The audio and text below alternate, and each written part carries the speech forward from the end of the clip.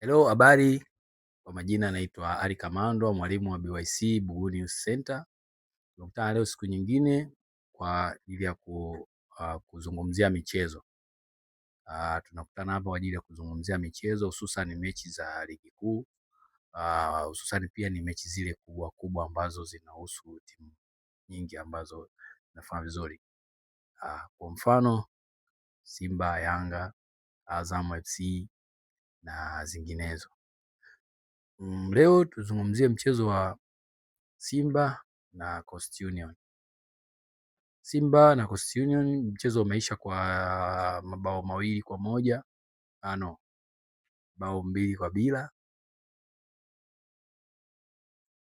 Mchezo ulikuwa mzuri. Speaking of game ilikuwa nzuri.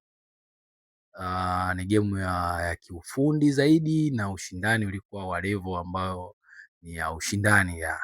Of course ilikuwa ni level ya ushindani kwa sababu timu zote mbili zicheza kwa mbinu na unaona Simba wao walikuwa wameingia kwenye mchezo wakitafuta kitu mapema wakijua kwamba wao ni first team, na Coast waliwaheshimu Simba wakawa second team, lakini japokuwa walikuwa na makosa madogo madogo ambayo yamepelekea kuwapa nafasi nyingi sana Simba kwenye kushambulia, na hiyo imepelekea zaidi kufanya makosa na kuruhusu bao 2 na kuwafanya Simba wawe very comfortable kwenye kucheza kwenye kipindi cha pili.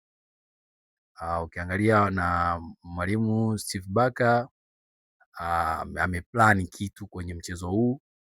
Ameingia kwenye hii game akihitaji matokeo mapema ili apate resting time